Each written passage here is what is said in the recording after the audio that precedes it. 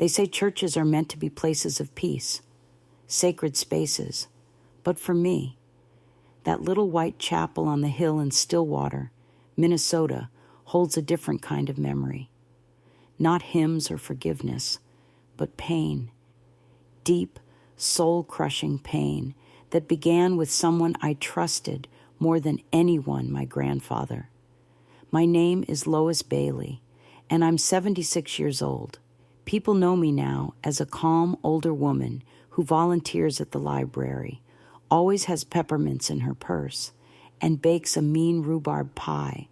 But there's a reason I never step inside a church anymore, not even for weddings, not for Christmas Eve services, not even for funerals, because when I was just a little girl, a man wearing his Sunday best and quoting scripture destroyed my soul in the very place where I thought God lived. I've spent over 6 decades carrying this secret, and for years, I convinced myself it wasn't worth sharing. But now, at my age, there's no more time to stay quiet. The truth has been burning inside me too long. I was born in 1949 in the heart of Stillwater, a peaceful river town with cobblestone streets and houses that leaned a little from the weight of time. My mother, Frances, was gentle, and her hair smelled like lavender. I remember her singing as she folded laundry, songs from old gospel records that floated through our kitchen windows. But she died when I was just 7, in a car wreck one rainy morning on her way to work. My father, he vanished after the funeral, couldn't handle grief, they said, or me. So, I was sent to live with my grandparents, Edgar and Martha Bailey, in their 2-story home just off Main Street. They were respected, church-going, the kind of people folks smiled at in the grocery store. My grandfather, Edgar, had taught Sunday school at St. Andrew's Chapel for over 20 years. He had the kind of voice that made people lean in when he spoke, calm and firm, like a pastor's voice, even though he never wore a collar. And at first, he made me feel safe. He tucked me in at night, told me bedtime stories, called me his little angel. I clung to that comfort like a lifeline. I was a grieving child who needed love, and he knew it. But something shifted not long after Grandma Martha passed away the following year. He grew quieter, but watched me more. He held my shoulder a bit too long. He sat next to me during prayers and would keep his hand on my knee as if that were normal. I didn't understand it. Not then. Not completely. He told me I was special, chosen, and that God had given me to him as a gift. I remember the first time I felt the pit in my stomach. I was about 9, sitting beside him in the front pew during evening mass. He leaned down and whispered, "Do you feel God's warmth when I touch you?" Low. I nodded, even though I didn't understand the question. I just wanted to make him proud, because everyone said Edgar Bailey was a holy man. But that night, that was the first time he touched me under my dress. I froze. There was stained glass behind him, soft candlelight glowing all around us, and no one saw a thing. I told myself it was a mistake, that maybe I'd imagined it, but it wouldn't be the last time. Stillwater was a town built on silence, politeness over truth, and children didn't question elders, especially not ones who were close to the church. So I smiled through Sunday school, recited my verses, and slowly, quietly, began to break inside. People looked at me and saw a quiet, obedient little girl in a dress with pressed sleeves. But no one saw the fear behind my eyes. No one heard my prayers whispers in the dark to a God I wasn't sure was listening. I didn't have the words for what was happening to me. I only knew that, After those nights, I felt dirty, shameful, and worst of all, unworthy of love. If you've made it this far, thank you for listening, because this isn't just my story anymore. This is the story of every child who was hurt behind closed doors and told it was God's will. People always said I was lucky to have Edgar Bailey as my grandfather. He was the type of man who remembered everyone's birthday in the congregation. He helped elderly neighbors shovel snow in the winter, and every Thanksgiving, he donated turkeys to local families in need, always anonymously, though everyone knew it was him. At church, he was treated almost like a deacon, even though he never officially held the title. Father Thomas used to say, "Edgar's heart is second only to God's." And I believed it. I really did. After Mama died and Daddy disappeared, Grandpa Edgar stepped in like a hero. I moved into their home, a creaky white house with lace curtains, a vegetable garden out back, and a heavy oak cross over the dining room table. Grandma Martha still did all the cooking. Then her apple butter could win ribbons at the county fair. She hummed hymns while she baked, and at night, she'd rub my back and pray with me before bed. That first year, I felt something close to peace. But peace doesn't last. Does it? Grandma died from a sudden stroke just before my 9th birthday. She was in the kitchen folding tea towels when she dropped to the floor. I remember her hand twitching, her mouth frozen mid-word. I screamed until my throat hurt. By the time the ambulance arrived, she was gone. And then, it was just Grandpa and me. At first, he seemed more broken than I was. He didn't eat much, didn't talk during dinner, and sat by the fireplace late into the night with a bottle of rye that he'd only sip for the cold. He said, I felt sorry for him.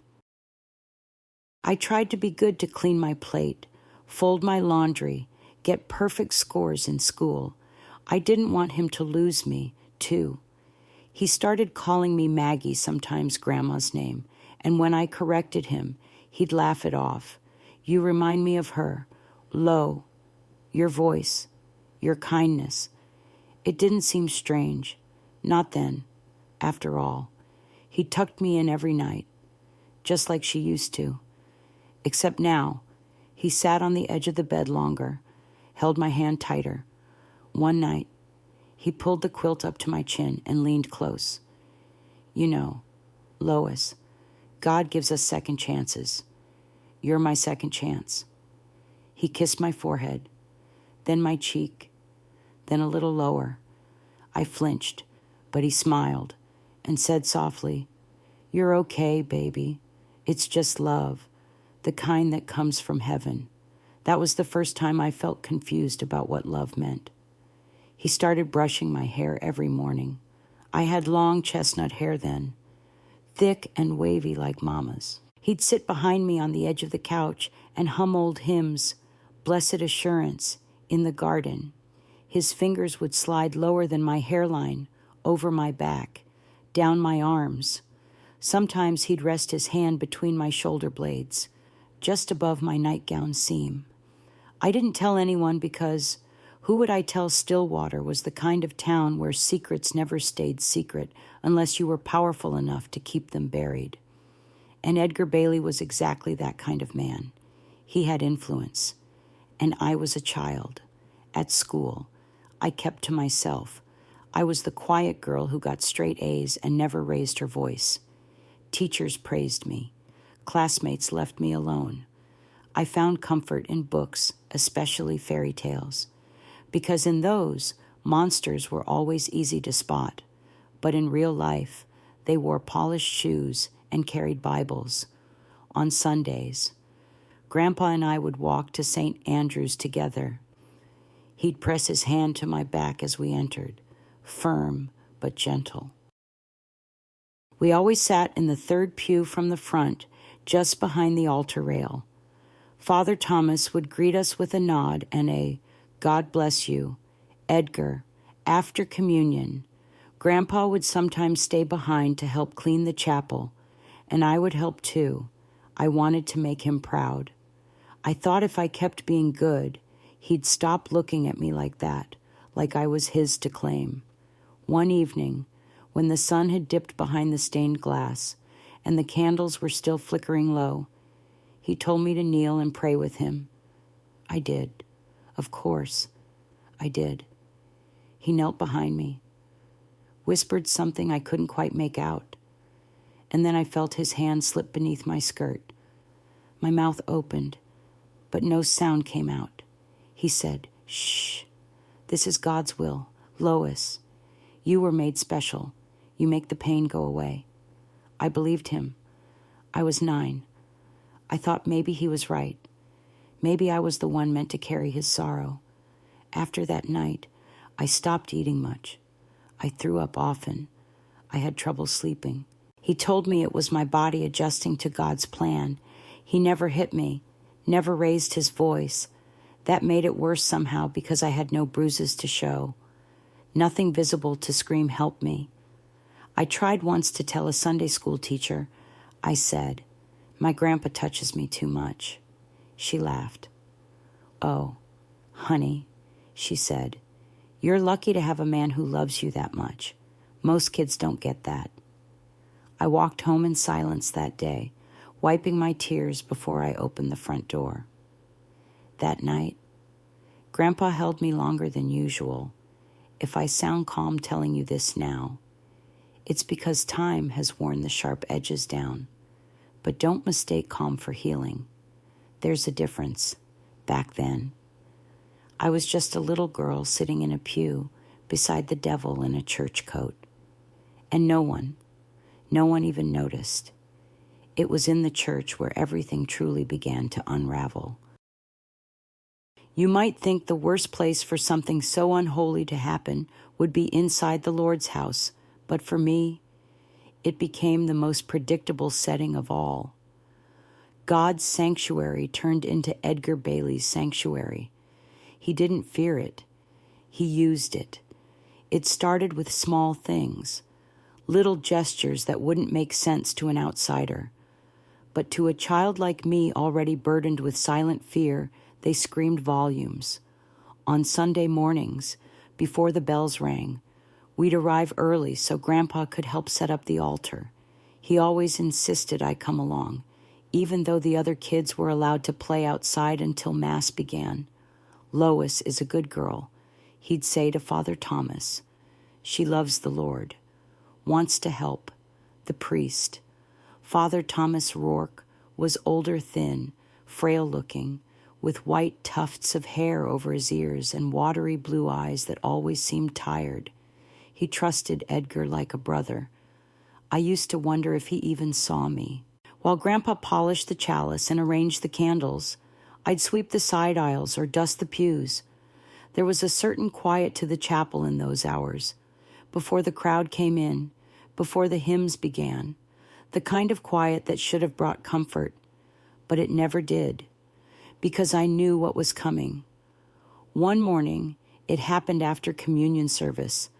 The chapel was emptying, and sunlight streamed through the stained glass, throwing patterns on the floor like broken rainbows. "Wait here." "Lo," Grandpa whispered, and took my hand. "Father asked me to clean the sacristy today. Come help." I remember the sacristy being small, tight with that strange old smell wood polish, candle wax, and incense. My hands were shaking as I wiped the glass of the tabernacle door. I didn't dare look behind me. Then I felt it. His breath on my neck, his hand on my waist, and that same lie, like a ghost in my ear, "This is God's will." I was 11. He pressed me to the wall, quiet and strong. My mouth opened, but no one was there to hear, not even God. It happened quickly and without ceremony. There was no struggle because I'd already learned not to fight. That only made him angrier. I remember staring at a brass cross above the tiny window. I focused on that, counted the tiny etchings on its surface, like I'd done in math class just to feel normal. Afterward, he knelt beside me and kissed my forehead. "I needed you today," he said, as though I'd just brought him soup or washed his laundry. "You're a blessing. Lo, a real gift from heaven." He handed me a folded cloth napkin and told me to wipe myself up before anyone came in. I didn't cry until we got home. Even then, it was silent, just tears soaking my pillow while I buried my face into the mattress. I thought of telling someone. Truly, I did. But who Grandpa had already convinced me that no one would believe me. "You know what they'll say," he told me one night. "They'll say you're sick in the head. You'll end up in a home for disturbed girls. You want that." Lo, he made it sound like a threat and a favor all at once. So, I stayed silent, and the abuse continued. That fall, the women in the congregation began praising me even more. "She's such a faithful girl," they'd say. "So devoted. Edgar raised her right." I wanted to scream, but I smiled instead. At school, I wrote a poem about feeling like a ghost. My teacher circled it in red and wrote, "Excellent metaphor," in the margins. I got a gold star. At home, I began to sleep with a chair pushed against my bedroom door. Grandpa would chuckle and say, "Are you afraid of monsters?" I wanted to say yes, but I just nodded. It's strange how a child's body reacts to trauma. I began to lose my appetite. My hair thinned. My stomach churned constantly. I fainted once in Sunday school, and the nurse said I had low blood sugar. No one looked further. No one asked why I flinched when someone touched my shoulder, or why I avoided sitting next to Grandpa in public. By the time I was 12, I'd trained myself to disappear, eyes cast down, back straight, lips closed. I wore oversized clothes and kept my hair in braids so he wouldn't say I looked too grown. I scrubbed my skin raw in the bath, hoping it would make me feel clean. It didn't. One day, I asked Father Thomas if I could speak to him alone after service. He invited me into his office, a dusty little room behind the confessional filled with stacks of worn books and portraits of saints. I remember standing there, heart pounding like a drum, while I tried to form the words. "Father," I began, "my grandfather, he touches me in ways that don't feel right." He didn't blink, didn't ask questions. Instead, he stood, walked slowly toward me, and put his hand on my head. "Lois," he said, "your grandfather is a man of great faith. He's done so much good in this parish." I nodded, not sure where he was going.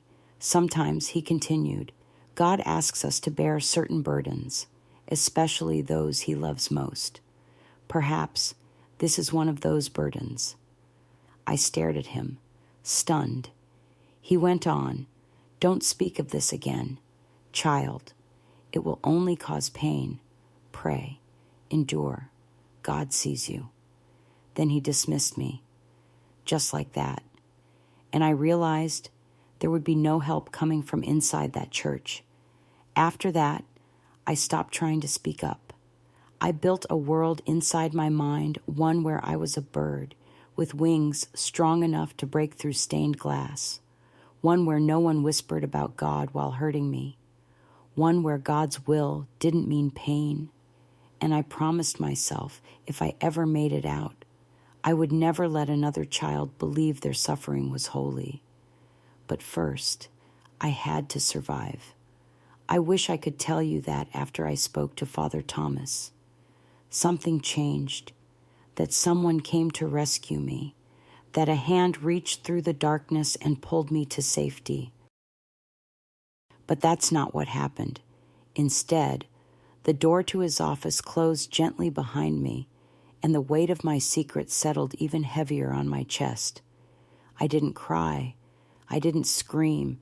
I just walked home in silence, repeating his words like a curse. God sees you. Don't speak of this again. I realized then I wasn't just alone.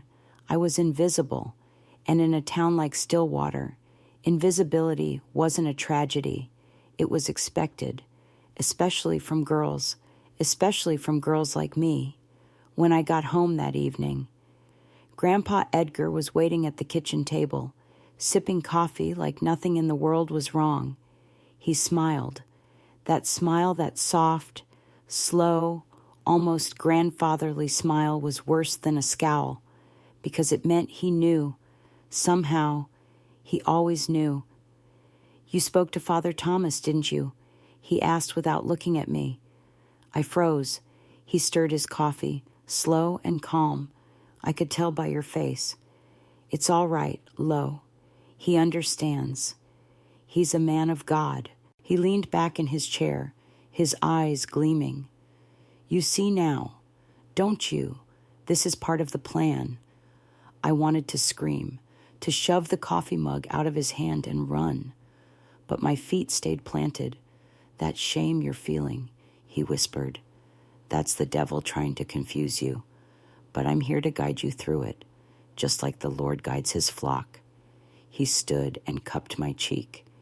"You're my lamb, Lois, and you're doing so well." After that, the abuse became more ritualistic, more twisted in its justification. Every Sunday night, we'd light candles in the living room. He called it private prayer. I was required to kneel. He'd read psalms about sacrifice, obedience, purity. Then he'd hurt me, and I'd whisper the Lord's Prayer through clenched teeth, just to stay conscious. He began to quote scripture as he touched me, verses twisted beyond their meaning, recited in a tone soft enough to sound holy, but cold enough to make my skin crawl. I remember once when I tried to move his hand away, he grabbed my wrist hard and hissed, "Wives, submit yourselves unto your husbands, as unto the Lord." "But I'm not your wife," I whispered. He looked at me with an eerie calm. "In spirit, you are." That night, I bled more than usual. My thighs ached. My prayers were silent sobs. But worst of all, I started to believe him. The brain of a child can only fight so long before it starts folding in on itself. I became numb, quiet, a shell. At school, my grades slipped. I stopped answering questions. I avoided eye contact. When the teacher called home, Grandpa said I was grieving the loss of my grandmother. "She's sensitive," he told her. "She needs time." Time, no. I needed help, but no one came. Then, when I was 13, a new woman entered our house, Diane. She was 30, maybe 35, and wore bright lipstick and too much perfume. I overheard the church ladies gossiping that Edgar Bailey sure moves on quick. But they still shook her hand and brought over casseroles. She wasn't warm. She wasn't cruel either, not at first. She mostly stayed in her room or at the sewing machine in the front den.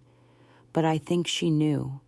One night, she caught me coming out of Grandpa's room, my hair a mess, my dress twisted, her eyes narrowed. "You know, if you keep throwing yourself at him like that, people are going to start talking." I froze. What I whispered. She looked me up and down. "Little girls like you crave attention, but don't come crying when folks think you're the problem." And just like that, the last thread of hope I'd been clinging to snapped.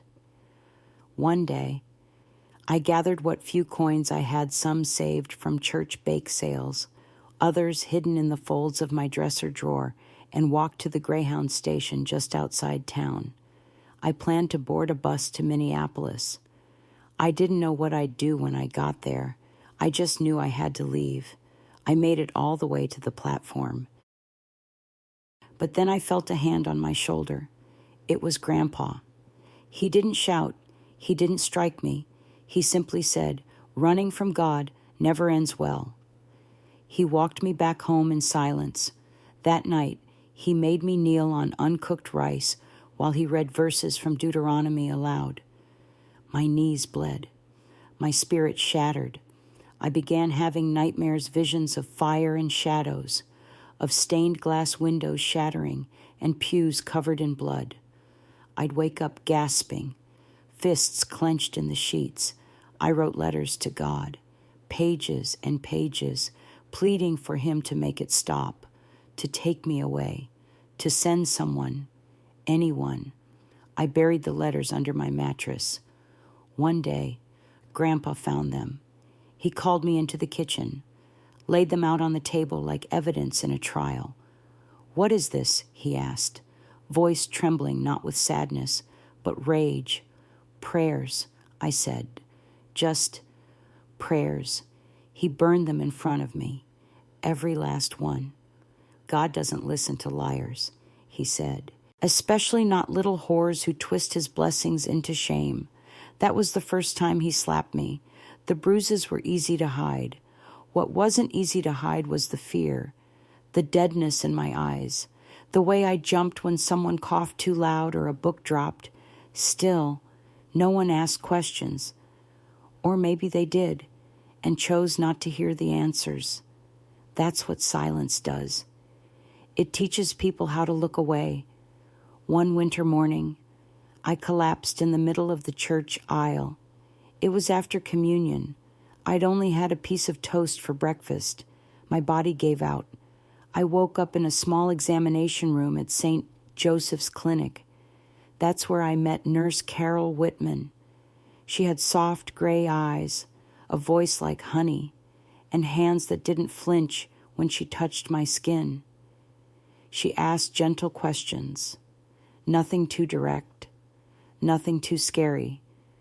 But I saw the way she looked at the bruises on my legs, the swelling, the way my wrists were always red. She didn't say anything that day. But she handed me a small folded note as I left. It said, if you ever want help, just say 3 words. Please help me. It felt like a secret spell, a key, a promise. That night, Grandpa was angrier than usual. Diane had accused me of stealing from her purse. I hadn't, but truth didn't matter anymore. He dragged me into the cellar, locked the door.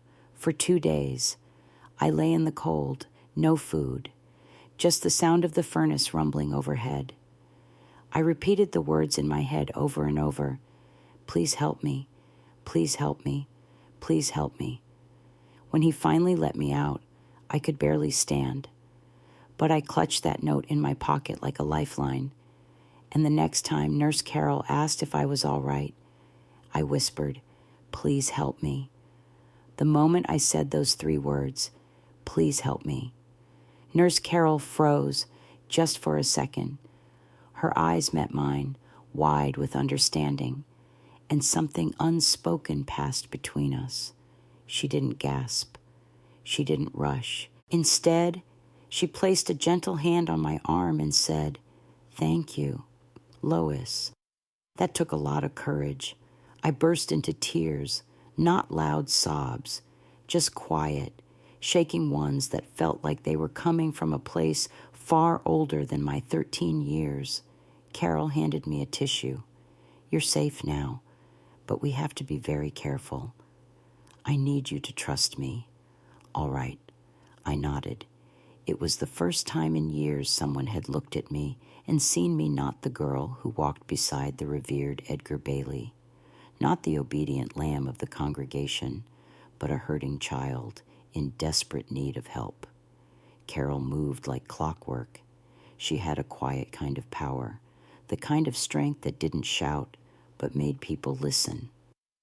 She asked the doctor to run a few additional tests, something about possible anemia and stomach ulcers, and that gave her time.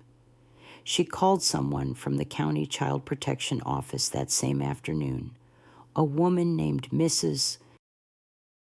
Jennifer Parks came into the room with a clipboard and a voice like gravel. She didn't sugarcoat things, didn't offer warm smiles, but she believed me, and that was enough. After speaking with me privately for nearly an hour, She stood and said, "We're not sending you back there, Lois, not even for a day." I remember my hands trembling in my lap. "What if he comes for me?" "He won't get near you again," she said. "Not if I have anything to say about it." That night, they placed me in a temporary foster home under emergency protection. It was a small farmhouse outside of Stillwater, owned by an older couple with no children of their own. They were kind but distant, like they didn't know what to say to a girl who came with no suitcase and bruises hidden under a borrowed sweater. I didn't sleep much. Every creak of the floorboard made me flinch. I kept the lamp on, afraid of the dark and what memories it might bring. The next morning, Carol came to visit me. She brought a bag with fresh clothes, some books, and a small notebook with a pen.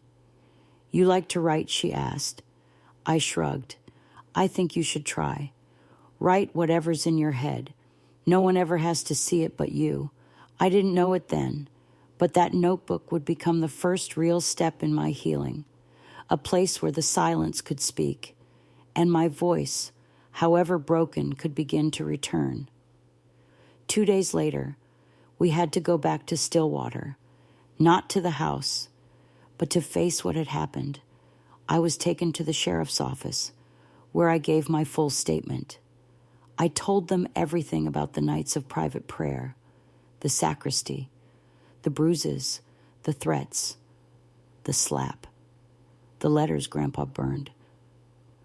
I saw the sheriff's jaw tighten as I spoke. He asked questions, careful ones, but there was no hiding what had happened. And then I had to testify before a juvenile court judge for the protective order. That was the first time I saw Grandpa again. He sat at the far end of the courtroom in a pressed suit, looking calm, even amused, like he was watching a child throw a tantrum. Diane was beside him, arms crossed, eyes cold. When the judge asked if I had anything I wanted to say, I stood, heart pounding so loudly I thought I'd faint. But I spoke anyway. "My grandfather raped me in the church," I said. "He told me it was God's will." And when I tried to tell someone, they said to stay silent, but I'm not going to be silent anymore. The courtroom was still. And then the judge nodded. "Thank you, Lois." That same week, Carol approached me with something unexpected. "There's a woman I want you to meet," she said. Her name is Madeline Brooks. She's a therapist who specializes in trauma recovery. She works with girls just like you. She's quiet, but she's strong. I wasn't sure what to expect. But the first time I sat in Madeline's office, surrounded by paintings of trees and sunlight, not crosses and saints, I felt something shift inside me. Madeline didn't ask me to pray. She didn't quote scripture. She said, "I believe you, and I'm here for you no matter how long it takes." For weeks, I barely spoke. I just wrote. She'd read my notebooks quietly, then ask if I wanted to talk about a line here or there. Slowly, the walls I'd built started to crack, and a sliver of light came through. Carol kept checking in. She brought me puzzles, peppermint tea, and once, a little stuffed rabbit with floppy ears. "I know you're almost grown," she said, "but everyone deserves something soft to hold." I named the rabbit Hope. One day, while sitting under a willow tree near my new foster home, I started to cry, not out of fear or pain, but from the sheer weight of knowing it was finally over. I didn't have to go back to that house. He couldn't touch me anymore. And even though the road ahead was still uncertain, I had people who saw me, people who believed me, people who cared. And for the first time in my young life, I believed that maybe, just maybe, I could learn how to care for myself too. The morning I left Stillwater for good was quiet and gray. There were no goodbyes, no tearful send-offs, just the sound of a suitcase being zipped, a new pair of shoes on my feet, and Carol's hand resting gently on my back as we stood by the Greyhound station. "You ready?" she asked. I didn't answer. I just nodded. My heart wasn't pounding like it had when I tried to run all those years before. This time, I wasn't running from something. I was stepping towards something.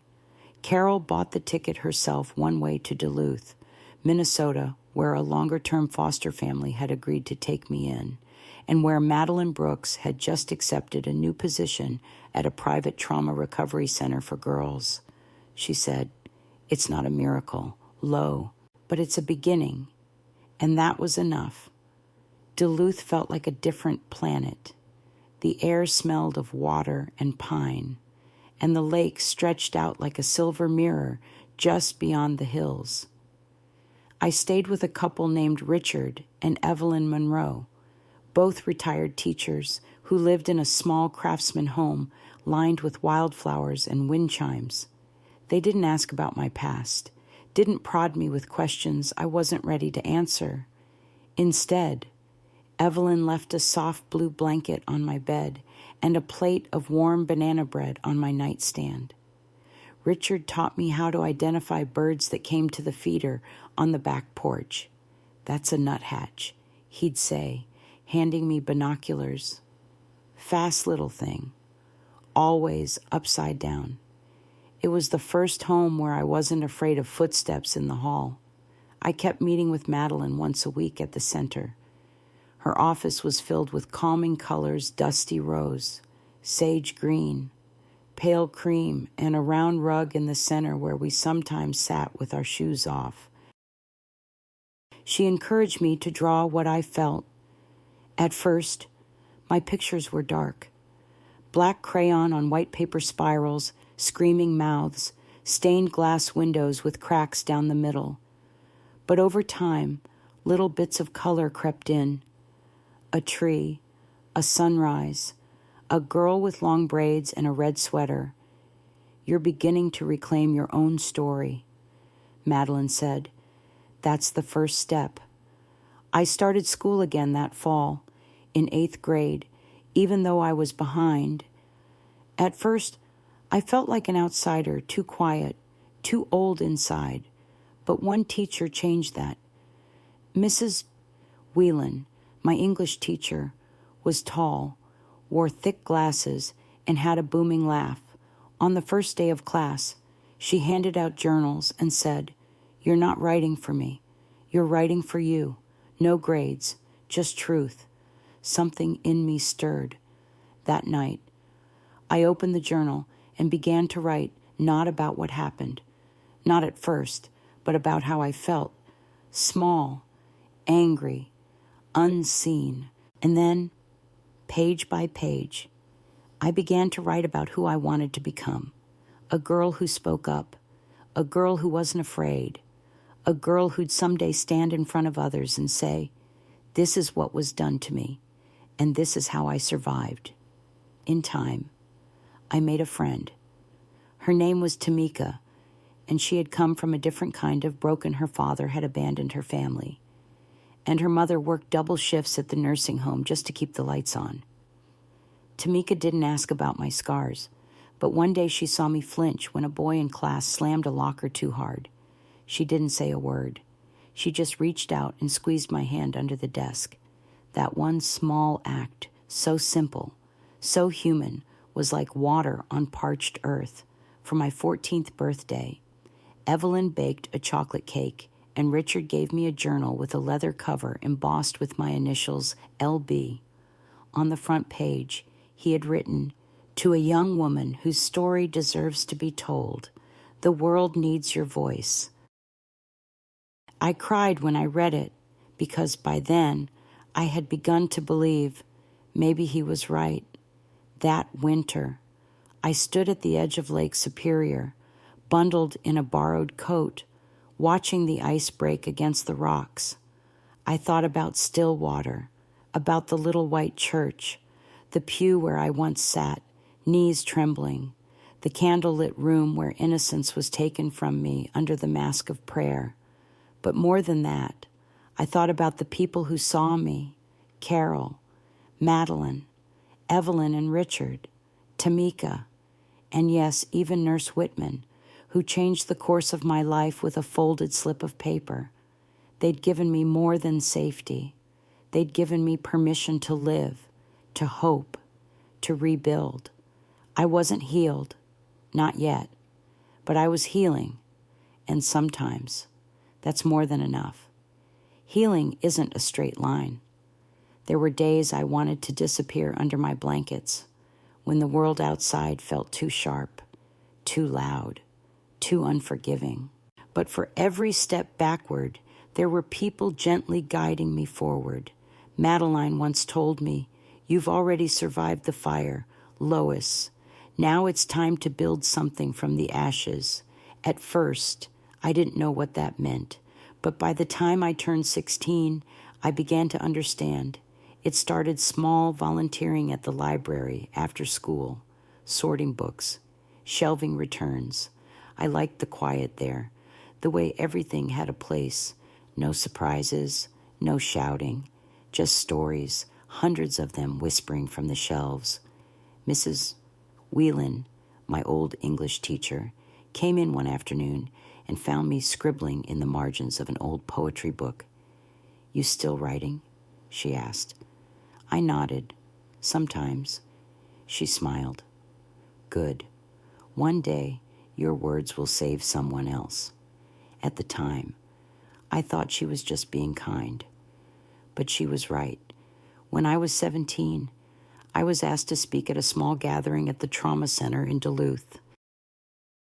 It wasn't anything big, just a circle of teenage girls and a few counselors. Most of the girls had been through things like me, some worse. My palms were sweating. My throat felt like sandpaper. But I stood up anyway. I didn't tell the full story. Not yet.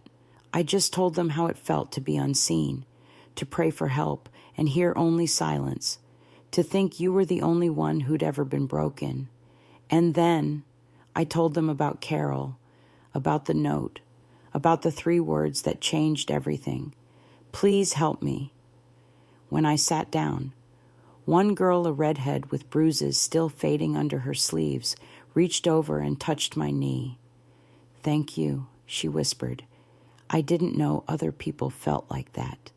That moment cracked something open inside me, because for the first time, my voice wasn't just a memory. It was a lifeline. The following year, I graduated from high school. I wore a second-hand dress, and Evelyn cried in the front row as I walked across the stage. Richard stood and clapped like I'd won a Nobel Prize. That summer, I applied for a part-time position at the same trauma center that had helped me heal. Madeline vouched for me. She said, "Lois doesn't need to be a therapist to change lives. She already knows how to listen and how to speak when it matters most." I was hired as a peer mentor. I helped new girls find their rooms. I stocked the art supplies, made tea during group sessions, and sometimes just sat quietly beside someone when the tears came. I didn't always have answers, but I had presence, and presence matters more than people realize. At 19, I legally changed my guardian from the state to Evelyn and Richard. They'd never asked me to call them Mom and Dad, but I started to anyway. Not because anyone told me to, but because it felt right. Home wasn't where I was born. It was where I was reborn. In my 20s, I enrolled in community college, majoring in social work. I wanted to learn how the system worked, how to help the next girl who slipped through the cracks like I once had. I worked part-time at shelters, youth centers, and domestic violence hotlines. My journal, now filled with years of ink and healing, traveled with me everywhere. I still had nightmares, sometimes, especially around the holidays, when church bells rang through town. I still couldn't walk into a chapel without shaking, but I no longer let the memories dictate who I was. I wasn't just the girl who was hurt. I was the woman who lived. By the time I was 30, I'd spoken at a dozen conferences.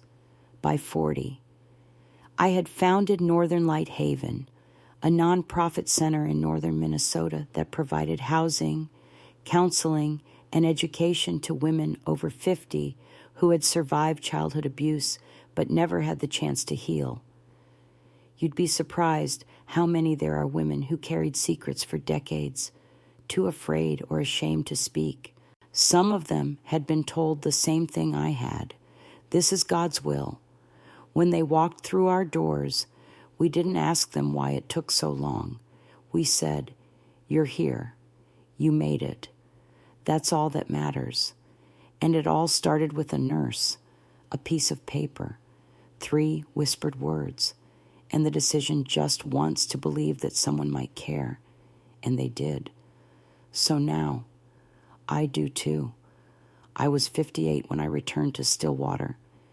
Not because I had to, not because anyone asked me to, but because something inside me, something old and unfinished, kept whispering, "Go back, see it for yourself, stand where it all began and ended."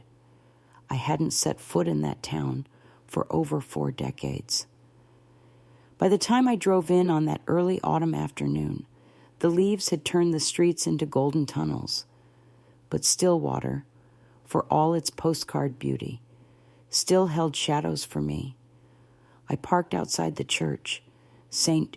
Andrew's Chapel, the same crooked steeple, the same red brick path. But time had dulled the paint and weathered the doors. I stood there for a long time, gripping the steering wheel, before I stepped out. Inside, it smelled the same wax, wood polish, and cold stone. There were new faces in the pews, new voices rehearsing hymns. But to me, the ghosts were still there. I asked the secretary if I could speak to the current priest. She gave me a puzzled look but nodded. "Father Kelly's in his office. Should I tell him who you are?" "No." I said, "Just that I'm someone who used to sit in the 3rd pew." Father Kelly was younger than I expected. Kind eyes. He didn't wear authority like armor. When I sat across from him, I didn't tell him everything, just enough. I was hurt here. I said, "A long time ago, by someone the church trusted, someone I trusted." He looked down. "I'm so sorry. I'm not here for an apology." I said, "Not from you. You didn't fail me, but the place did. And I needed to come back, just once, to say it out loud, to hear my own voice inside these walls." He nodded slowly. "Would you like to pray?" I hesitated. "No, not right now, but thank you." I walked the nave slowly, pausing by the 3rd pew, the one where Grandpa used to place his hand on my knee while he whispered scripture into my ear. I knelt at the pew, not to pray, but to feel the ground beneath me, to prove to myself that I could kneel and not be afraid. And in that quiet space, with no one watching, I whispered to the little girl I used to be, "You're safe now." Then I stood up, straighter than I had in years, and walked out into the sun. Before I left town, I stopped at the cemetery. Grandpa Edgar had died in prison 15 years after my case reached the state court. Turns out, I wasn't the only one he'd hurt.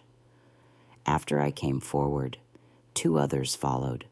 One had been in his Sunday school class. Another had worked at the rectory. Justice was slow, but it came. His headstone was modest, nothing but his name and the years of his life. I stood there a moment, then dropped a torn scrap of paper at the base of his grave. On it, I'd written the same 3 words I once whispered to Nurse Carol. "Please help me." But this time, it wasn't a plea. It was a reminder of what he didn't do, of what others finally did, of what I chose to do for myself. Driving back to Duluth, I didn't feel lighter exactly, but I felt finished. And for a woman like me, that meant everything. These days, my life is quiet, and I've come to cherish the quiet. I live in a modest house on the edge of Duluth, not far from the lake. On sunny mornings, I sit on my porch with a warm mug of tea and watch the gulls swoop low over the water. I have a dog now. Her name is Mercy. I rescued her when she was just a pup with trembling legs and wide, fearful eyes. We saved each other, really. I'm 76 now. Sometimes people are surprised when I tell them my age. They say I look strong, like someone who's been through a lot but carries it well. I smile when they say that, because they're right. I have been through a lot, but more than what I survived, I'm proud of what I built. Northern Light Haven, the women's center I founded over 2 decades ago, is still going strong.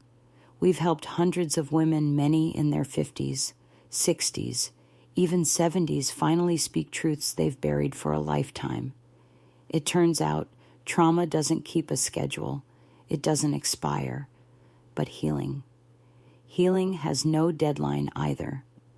At the Haven, we offer counseling, housing assistance, and perhaps most importantly, community. There's nothing more powerful than sitting in a room with someone who says, "Me too," and means it. Once a month, I lead a writing circle. We sit in a sunlit room with tea and soft music, and we write about pain, about hope, about what it means to be alive after everything tried to break you. We call it the Voice Project. Because so many of us were silenced for so long, and now we speak. A few years back, I was asked to speak at a national conference in Chicago. Hundreds of people, therapists, survivors, advocates gathered to hear stories and learn how to better serve women like us. When I stepped onto that stage, I looked out into the sea of faces, took a deep breath, and began. I was 13 the first time someone told me my pain was God's will.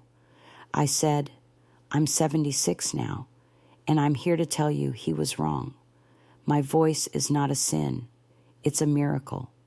They stood and clapped, but I didn't cry. I just felt whole.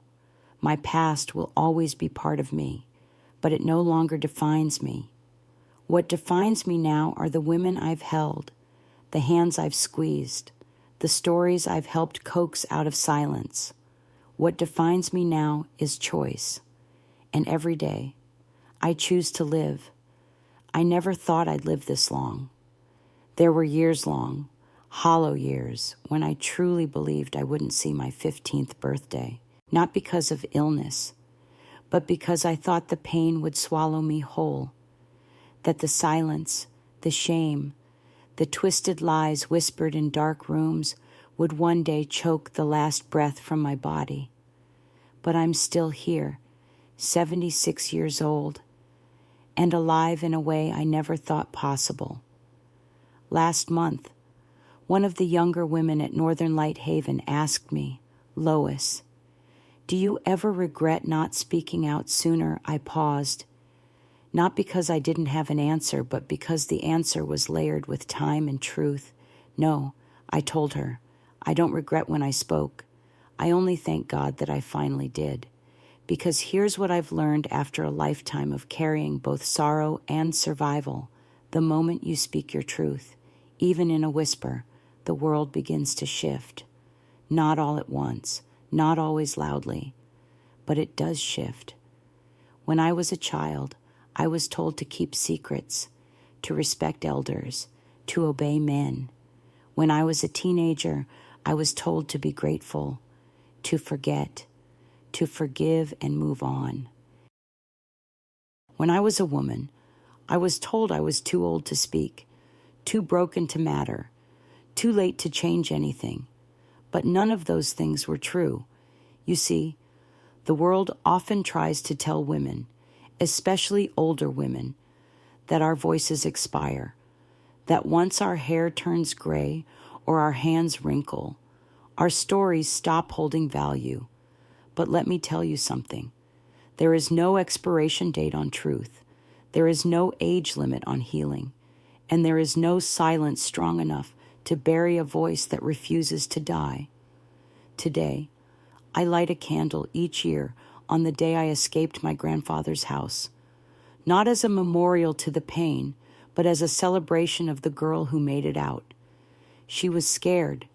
She was small, but she was brave, and in her bravery, she created the woman I am now.